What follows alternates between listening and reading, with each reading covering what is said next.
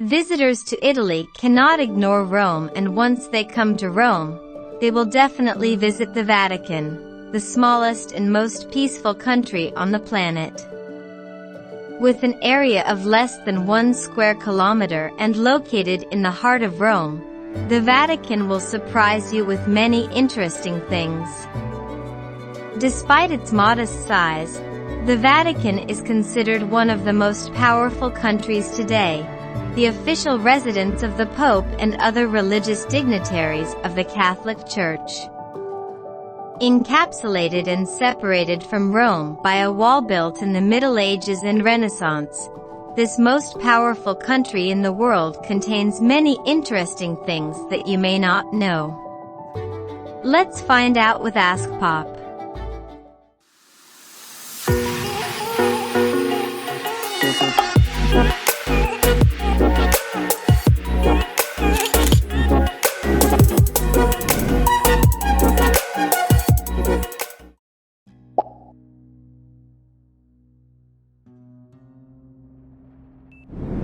Nestled in the heart of Italy with a border length of 2 miles, Vatican City-State, or commonly called Vatican, has an area of 44 hectares, only 1/8 of the Center Park in New York.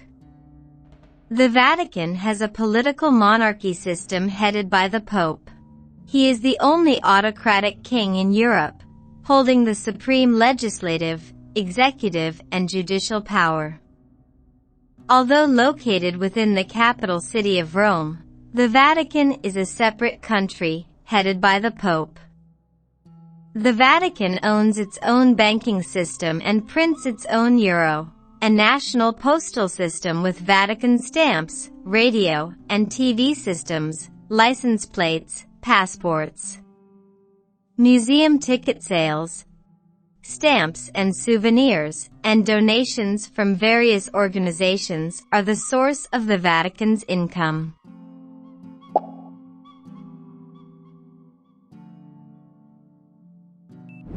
Although St. Peter's Basilica was completed, the Pope still lived mainly in Rome's Lateran Palace.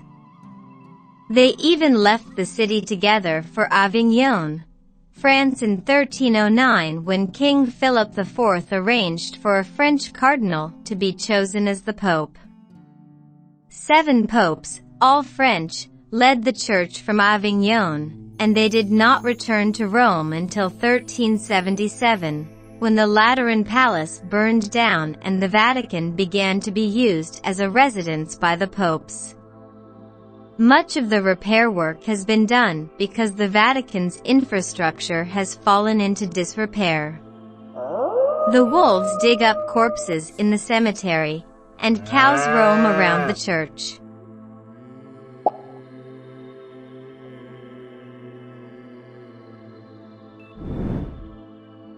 Once upon a time, the Roman cemetery was located on the Vatican Hill.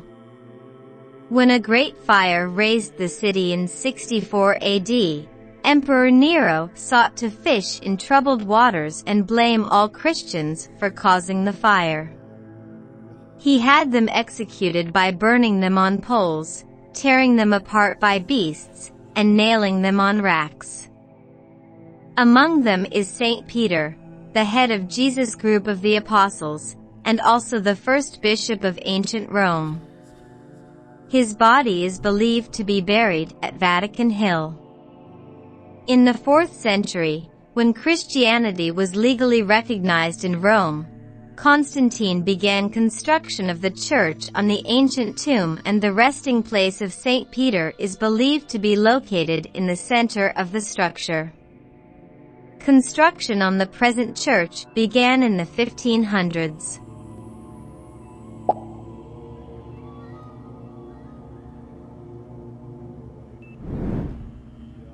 During his reign, the Emperor Caligula built a roundabout in his mother's garden at the foot of Vatican Hill. He used this place to train charioteers, and it is believed that Christians were executed here. To decorate the square, Caligula had the army bring back from Egypt a stupa that had been erected at Heliopolis. This tower, made of monolithic red granite weighing more than 350 tons, was erected under the pharaohs in Egypt about 3,000 years ago. In 1586, it was brought back to St. Peter's Square for decorative purposes and also to form a giant sundial.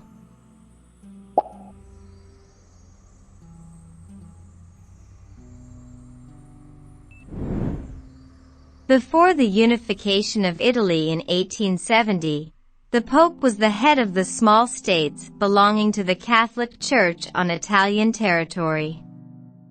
After unification, the Italian state annexed all these countries, except for the current Vatican territory, causing a Cold War between the Vatican and the Italian state.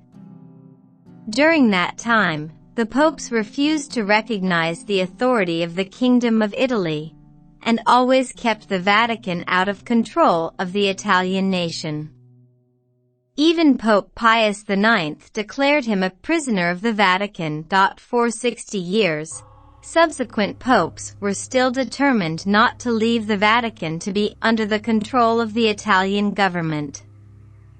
When the Italian army arrived at St. Peter's Square, the popes refused to bless them, as well as to emerge from the balcony to wave to the crowd.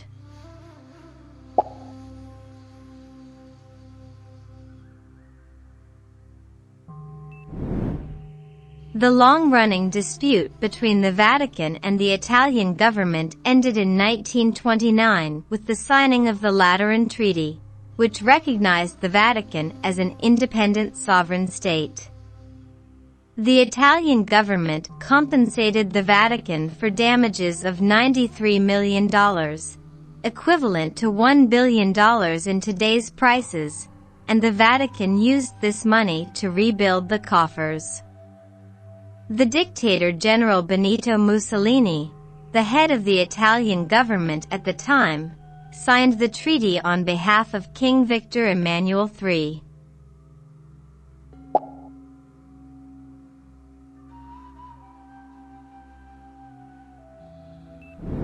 When coming to the Vatican, visitors easily meet the Swiss Guard, or the Swiss Guard team.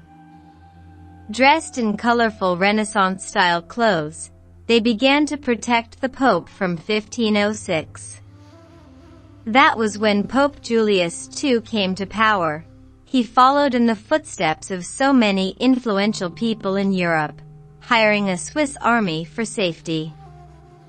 This army regularly patrols and guards the whole Vatican city-state. They are well-trained, have strength, discipline, and are marksmen. Of course, the team members are all Swiss. The Swiss Guard has been protecting the Vatican and the Pope since 1506.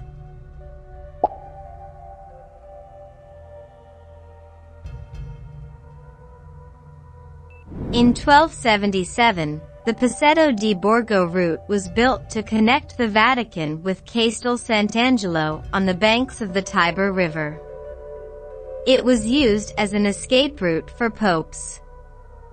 For example, in 1527, Pope Clement VII was safe after being taken out of the Vatican when all of Rome was threatened by the armies of Charles V. They frantically killed the bishops and nuns in the city, the bodyguards.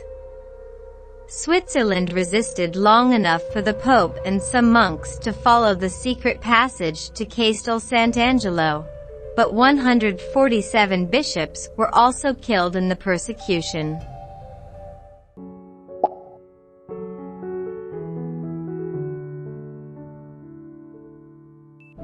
The Vatican is the only country on Earth that doesn't have a prison because of its small population. But the country still has a number of cells for pre-trial detention. Those convicted would go to prison in Italy under the Lateran Treaty. The costs of imprisonment are covered by the Vatican government. Yet another fact is that the Vatican has the largest crime rate in the world, simply because it is so small in population. The most common offense here is also just pickpocketing tourists.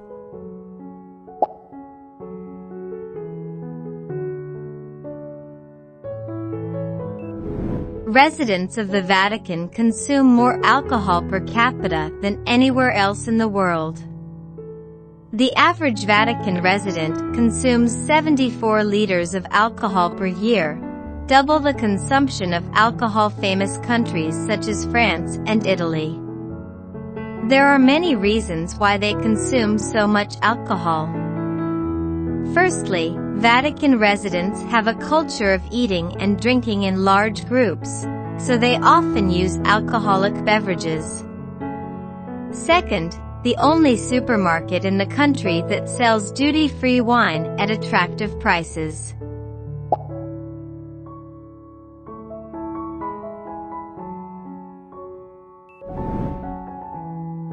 The Vatican has no hospital, no maternity ward.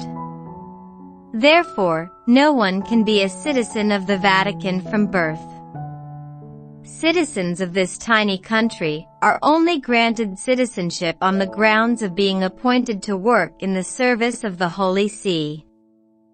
Citizenship is also extended to spouses, parents, and other relatives living with them. When the job is over, citizenship will be stripped.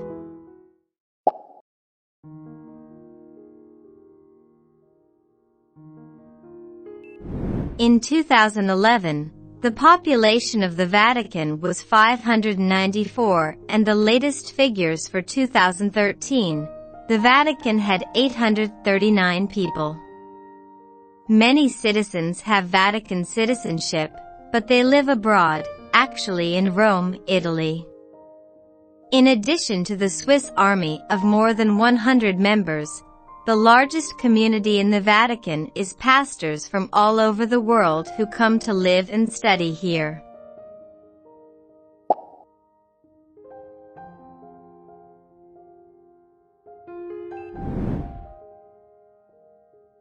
As Rome developed into a bustling metropolis, the lights in the city made it impossible for astronomers in the smallest country on the planet to observe the constellations clearly.